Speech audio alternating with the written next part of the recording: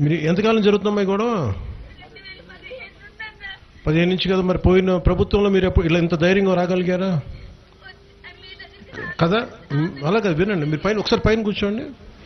మీరు ఇలా చేస్తే సమస్య పరిష్కారం రాదు. పైన కూర్చోండి. మీరు ఇందాక రోడ్డు మీద అలా అడిగితేనే కదా మిమ్మల్ని ఇక్కడ దాకా కూర్చోబెట్టాను. వినాలి కదా ఫస్ట్.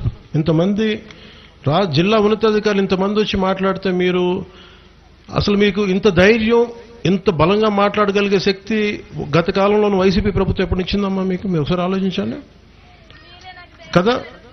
మరి కదా, వినండి వినండి. మరి వినాలి కదా, వినాలి కదా. నేను ఇప్పుడు ఇన్ని కోట్ల మంది జనాభాని నేను ఒక్కనే రోజు తీయలేను కదా. ఉన్న అధికారులందరికీ చెప్పాలి కదా.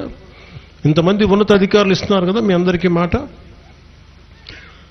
అసలు వైసీపీ పాలనలో మీకు ఎప్పుడన్నా సరే, మొన్న కూడా ఈ మన అరకు కానీ పాడేరు కానీ ఎమ్మెల్యేస్ వైసీపీ ప్రభుత్వాలే కదమ్మా. ఎమ్మెల్యే కూడా రాలేదు కదా. మీ స్థానిక ప్రతినిధి కదమ్మా మొట్టమొదటి మీ అందరికీ ప్రాతినిధ్యం వహించాల్సింది. మీరు ఇంత ధైర్యంగా చెప్పుకోగలరా? ఇంత బాధను వ్యక్తపరచగలరా? మేము ఇంతమంది భరోసా ఉన్నప్పుడు నన్ను ఎవరూ రక్షించలేరు అని అంటాం, అది కూడా భావ్యం కాదు కదా. అలా అలా అలా ఎలా అంటారు? కరెక్టే. కానీ మేము ఇంతమంది, కలెక్టర్ గారు, మంత్రివర్యులు ఉన్నారు, ప్రిన్సిపల్ సెక్రటరీస్ ఉన్నారు, అక్కడ ఎస్పీ గారు ఉన్నారు, ఇంతమంది చెప్తున్నప్పుడు మీరు వినాలి కదా. మీరు ఇది కూడా వినాలి కదా. మీరు విని మీ కొంతకాలం న్యాయం జరగనప్పుడు అప్పుడు మాట్లాడదాం. ఈ లోపు మీరు కూర్చోబెట్టి మీరు ఇంకొక స్థాయికి తీసుకెళ్ళిపోతే సమస్యకు పరిష్కారం జరగదు. మీ సమస్యకు పరిష్కారం జరగాలా లేదా? నా సమస్యకు పరిష్కారం జరగాలంటే కూర్చోబెట్టి నేను చేయించడానికే కదా ఇంత దూరం ఎవరు వచ్చారు? ఇప్పుడు దాకా రోడ్డు కూడా రాలేదు కదా ఇప్పుడు దాకా. మీరు చెప్పాలి కాదమ్మా. వినండి, ఫస్ట్ వినండి. మీరు ఓటేసిన ఎమ్మెల్యే ఈ రోజు దాకా ఈ గ్రామంలోకి అడుగు పెట్టలేదు. ఎందుకంటే రోడ్డు కూడా వేయించలేకపోయారు వాళ్ళు. అడ్డగోలుగా కూర్చోబెట్టి బెదిరించే ప్రభుత్వాల్లో ఒక్క వ్యక్తి రాలేదు మీ దగ్గరికి. గత రాష్ట్ర ముఖ్యమంత్రి, మన గత ప్రభుత్వ పాలన ఉన్న ముఖ్యమంత్రి ఒక్కరోజు కూడా రాలేదు ఇక్కడ కదా. మీ దగ్గర ఉన్న సమస్యను చెప్పుకోవడానికి భయం వేస్తుంది కదా. ఆ భయాలను దాటి ఇది పీపుల్స్ ఫ్రెండ్లీ ప్రభుత్వం అని ఎందుకు అంటామంటాం? ఇది మన కూటమి ప్రభుత్వాన్ని మీరు తిట్టినా, మీరు ఏదైనా బాధపడ్డా, ఇంకోటి చేసినా వినటానికి ఉన్నాం మేము అందరం. మీ సమస్యను తీర్చడానికే ఉన్నాం ఇక్కడ. మీ సమస్యను తీర్చడానికే ఉన్నాం. అంతేగా దీన్ని ఇంకొకలా చేసి అసలు లేదు. దానికే కదా మాటామంతి. మీ కష్టం ఉన్నప్పుడు తీర్చడానికే కదా మాటామంతి అనే కార్యక్రమం.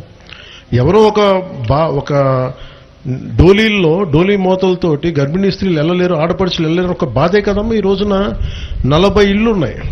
40 ఇళ్ళకి ₹1 కోటి పైన ఖర్చు పెట్టి, 2 కోట్లు ఎంత అయింది దీనికి? దాదాపు ₹2 కోట్ల ఖర్చు పెట్టి రోడ్డు వేసాం. అదే సిటీలో అయితే ఒక 2,000 ఉంటే ఆ రోడ్డుకి సరిపోద్ది. కానీ ఇక్కడ అట్లా ఆలోచించాల గౌరవం ప్రధానమంత్రి గారు కానీ ఇవన్నీ. సో మీరు అర్థం చేసుకోవాల్సింది, మేము ఉన్నది ఇక్కడ మీ కష్టాలని వినటానికి, ఎలా తీర్చాలని పరిష్కారం వెతకడానికి.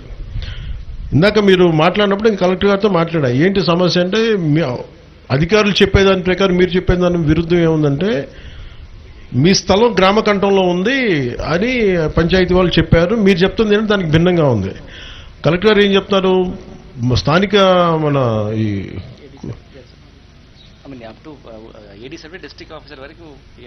సర్వే వాళ్ళు స్థానికంగా ఉండేవాళ్ళు కాకుండా డిస్ట్రిక్ట్ స్థాయి అధికారులు కూడా పంపించాం, మీకు అది కూడా తృప్తి లేదన్నారు కాబట్టి ఇప్పుడు స్టేట్ నుంచి పంపిస్తాం. ఇంతమంది మా మంత్రి గారు కూడా ఉన్నారు కదా, నేనున్నాను కదా, మీ అందరూ చెప్తున్నాం కదా, వినండి. మీరు వినకపోతే ఎట్లా? మీ వాదన మీద ఉంటే ఎట్లా? ఇంత మాట్లాడుతున్నప్పుడు వినాలి కదా, ఒక అవకాశం ఇవ్వాలి కదా. గత ప్రభుత్వంలో ఉన్న వ్యక్తులు మీ మాట వినటానికి అసలు లేరు. ఇప్పుడు వింటున్నప్పుడు కనీసం మాకు ఒక అవకాశం ఇవ్వాలి కదా. మాకు అవకాశం ఇస్తే కదా నేను చేయగలం. మీరు వినండి, దయచేసి వినండి.